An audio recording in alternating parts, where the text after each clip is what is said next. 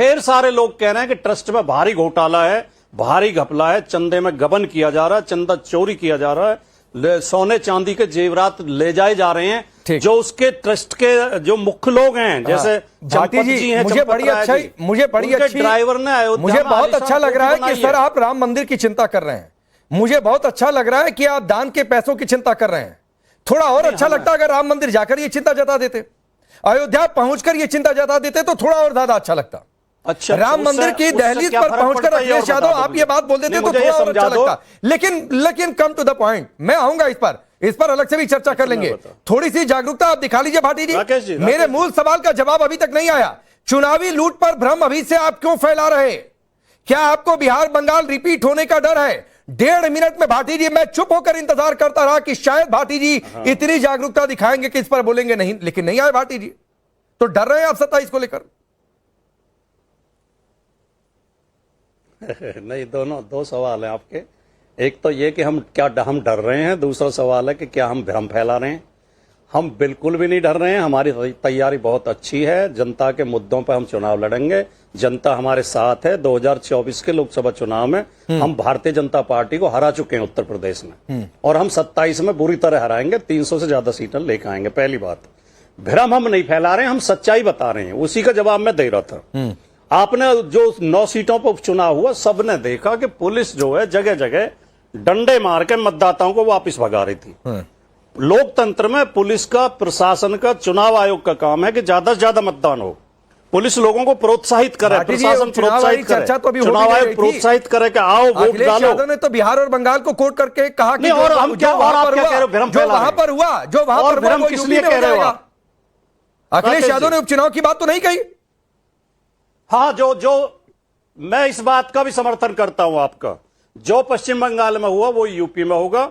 पश्चिम बंगाल में नहीं, ये मैं नहीं कह रहा हूं कि आप मेरी बात का समर्थन कर रहे हैं। यूपी में भी सरकार हारेगी। ये आपकी पार्टी के राष्ट्रीय अध्यक्ष ने भाटी जी ये बात कही कि बिहार बंगाल में जो लूट हुई वो यूपी में भी हो जाएगी, फिर चुनाव बंद हो जाएगा, देश में चुनाव ही नहीं होगा। अब आपको मेरी हर बात ही काटनी है। मैं आपका समर्थन काट नहीं रहा हूं, ठीक कर रहा हूं भाटी जी, मैं बिल्कुल काट नहीं रहा हूं, मैं आपको फैक्ट चेक कर रहा हूं। तो मैं तो कह रहा हूं, जो आप कह रहे हो मैं आपकी बात से सहमत हूं। जो पश्चिम बंगाल में हुआ वो यूपी में होगा। वहां सरकार हारी, विपक्ष जीता। यूपी में भी सरकार हारेगी, विपक्ष जीतेगा। वो 3 बार की सरकार थी या 2 बार की सरकार है, दोनों जगह सरकार जो जैसे पश्चिम बंगाल में हार गई, यूपी में भी सरकार हारेगी। ठीक है, और समाजवादी पार्टी जीतेगी। समाजवादी पार्टी नहीं, ठीक है तोहिन भाई, अगर जो बंगाल में हुआ वही यूपी में होगा तो इनके हिसाब से बंगाल में आज की डेट में टीएमसी की सरकार है, ममता बनर्जी मुख्यमंत्री है। नमस्ते राकेश जी, सबको नमस्ते। देखिए, जनता को ना रोना धोना पसंद नहीं आता है। राकेश जी क्या कह रहे हो? मैं वही कह रहा हूं सर। क्या कह रहे हो आप? जनता को गुमराह क्यों कर रहे हो अपने दर्शकों को? नहीं, मैं कहां गुमराह कर रहा हूं सर।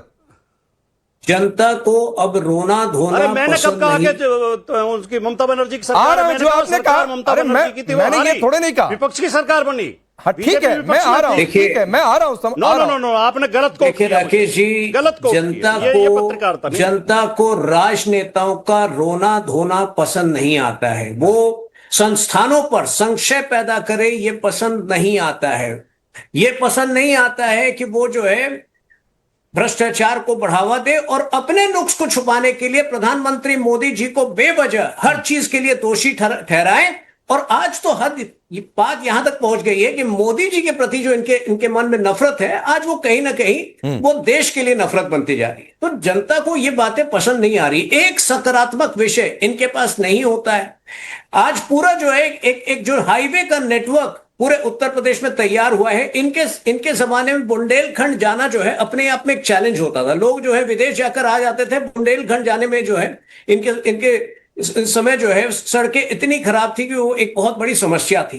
तो ये सारे परिवर्तन, और जो क्राइम का सरगना टीएमसी चलाता था बंगाल के अंदर, वही क्राइम का सरगना ये लोग चलाते थे उत्तर प्रदेश के अंदर। तो आज भी जो है जनता के मन में वो बातें याद है। जनता को बातें याद है 2017 के पहले की, किस तरह जो है टेररिस्ट जो अयोध्या के टेरर ब्लास्ट में जो अक्यूज था, हाँ। जो वाराणसी के टेरर ब्लास्ट में अक्यूज था, उनके लिए ये चाहते थे कि उनके खिलाफ केसेस वापस हो। तो जनता अभी तक इनको माफ नहीं की है। और अगर ये रोना धोना शुरू करेंगे तो जनता के मन में और आक्रोश पैदा होगा। ठीक है, वही हश्र होगा जो टीएमसी का बंगाल के अंदर हुआ। ठीक है तोहिन भाई, भाटी जी, हाँ ठीक बात है, शायद मैं गलत समझा। मैं एक मिनट ठीक कर लूं।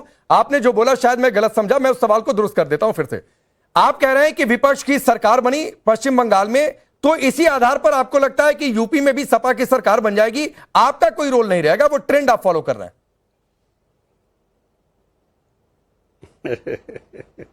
नहीं, मैं तो तुहिन सिन्हा जी ने जो बहुत करारा व्यंग मोदी और योगी जी के ऊपर किया, उस पर कहना चाहता हूं कि उन्होंने कहा कि नेताओं को रोना धोना नहीं चाहिए, रोना धोना अच्छा नहीं लगता। इस देश में दो ही नेता हैं राजनीति में जो सार्वजनिक रूप से रोए हैं, योगी जी संसद के अंदर रोए और मोदी जी लोकसभा में रोए। दो ही नेता हैं जो रोए हैं सार्वजनिक रूप से, तो उनके ऊपर रोना धोना वो होता है कि इस चुनाव के बाद अगले चुनाव नहीं होगा। रोना धोना अच्छा नहीं लगता। आंसुओं से रोए थे, ऊकी भर भर के रोए थे। 2019 के पहले भी आप लोगों ने कहा था कि ये देश में आखिरी चुनाव हो रहा है। 2024 के पहले कहा कि ये देश में आखिरी चुनाव हो रहा है, भाजपा जीतेगी तो दोबारा चुनाव नहीं होगा, और अब अभी से कहना शुरू कर दिया कि 2027 के बाद चुनाव नहीं होंगे उत्तर प्रदेश में। ये होता है रोना धोना? नहीं, मैं तो ये पूछ रहा हूं कि कहीं ये आदिल भाई, ये आप लोगों का डॉली जी आ जाए तो उनको भी स्क्रीन पर रखिएगा एक बार। डॉली जी अगर जुड़ जाए तो उनको भी स्क्रीन पर रखिएगा। हाँ, डॉली शर्मा भी जुड़ गई, उनको भी स्क्रीन पर रखिएगा। डॉली जी मैं आता हूं, एक आदिल से सवाल ले लूं फिर आता हूं आपके पास। आदिल, कहीं आप लोगों का भी तो डर नहीं है कि आप लोग यूपी पहुंच रहे हैं? नहीं, हम लोग तो पहले भी पहुंचे हैं, हम काम पर विश्वास करते हैं। आप देखिएगा कि एसआईआर के लिए हमने हैदराबाद तेलंगाना, पहला सुप्रीम कोर्ट में बिहार से जाने वाला एमआईएम है, अख्तर उल ईमान साहब, बैरिस्टर असदुल ओवैसी साहब थे। अभी एसआईआर हो रहा है तेलंगाना में, हमने ऐप बनाया और घर घर जाकर बैरिस्टर साहब खुद पैदल यात्रा कर रहे हैं, लोग को जागरूक कर रहे हैं। हम तो 24 घंटा काम करते हैं। उत्तर प्रदेश में पहले भी चुनाव लड़े, इस बार भी चुनाव लड़ेंगे, और हम भाजपा के खिलाफ कल भी थे, आज भी है और कल भी रहेंगे। और उत्तर प्रदेश में सरकार जाना तय है। राकेश भाई, आप देख रहे हैं हर दिन हाईकोर्ट टिप्पणी करता है इनकी सरकार पर। बिना जात धर्म देखकर योगी आदित्यनाथ का कोई काम नहीं होता है। ये एक सच्चाई। एक बुजुर्ग को इन्होंने 8 दिन डिटेन किया, हाईकोर्ट ने अभी क्या कहा आपने देखा? हमें ये राजभर जो है हर दिन उल्टा सीधा बयान देता है। कल तक योगी जी के बारे में कितना उल्टा सीधा बोलता था, सत्ता के लिए उसके सामने नतमस्तक है। ये तो भाजपा का चाल चरित्र। अभी बोलिए 3 लोग अमेरिका के यूएस नेवी ने मारा, प्रधानमंत्री का ट्वीट तक नहीं आया। योगी आदित्यनाथ अपने आप को शूरवीर बोलते हैं, ट्वीट तक नहीं कर पाते हैं। 3 भारतीयों का कत्ल होता है, 3 भारतीयों की मौत होती है। कहां है 56 इंच का सीना? कहां है मोदी जी? अमेरिका का डोनाल्ड ट्रंप के सामने उनकी मुंह क्यों नहीं खुलता है? दही क्यों जम जाता है पूरे भाजपाइयों का? ये जवाब देश मांग रहा है।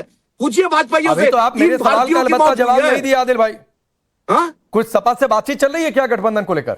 सपा से कि हम भाजपा वहां सरकार में, हम भाजपा के खिलाफ थे, हैं और रहेंगे। नहीं ठीक है, मैं कह रहा हूं सपा से बातचीत हो गई है। सपा से कोई बातचीत नहीं हुई है ना। सपा तो आप सरकार बना लेंगे, एमआईएम सरकार बना लेगी यूपी में? हम सुनिए, हम सरकार कभी बनाना नहीं चाहते। हम चाहते हैं उत्तर प्रदेश में मुसलमानों की, मजलूमों की एक आवाज रहे, और विपक्ष में सपा है, सत्ता में योगी आदित्यनाथ है, उसको हटाना हमारा एक ही मकसद है।